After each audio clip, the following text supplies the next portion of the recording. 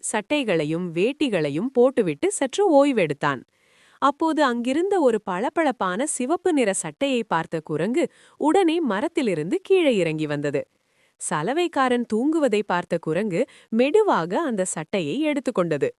குரங்கு அந்த சட்டையை போட முயற்சி செய்தது. ஆனால் அதற்கு சட்டை போட தெரியவில்லை. தலையை விட வேண்டிய இடத்தில் கையை விட்டது. கை விட வேண்டிய இடத்தில் தலையை நுழைத்தது. கடைசியாக எப்படியோ ஒரு வழியாக சட்டையை போட்டுக்கொண்டது. ஆனால் சட்டை போடும் முறையை தவறாக போட்டதால் சட்டை ஒரு பக்கமாக தொங்கியது.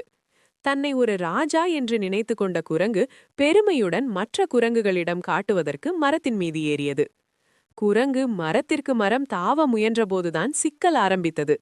சட்டை மிகவும் தளர்வாக இருந்ததால் அது மரக்கிளைகளில் மாட்டிக்கொண்டது. குரங்கால் கைகளை சுதந்திரமாக அசைக்க முடியவில்லை. திடீரென ஒரு கிளையை தாவ முயன்றபோது சட்டையின் கை ஒரு கிளையில் பலமாக சிக்கிக்கொண்டது. குரங்கு தலைகீழாக தொங்கியது.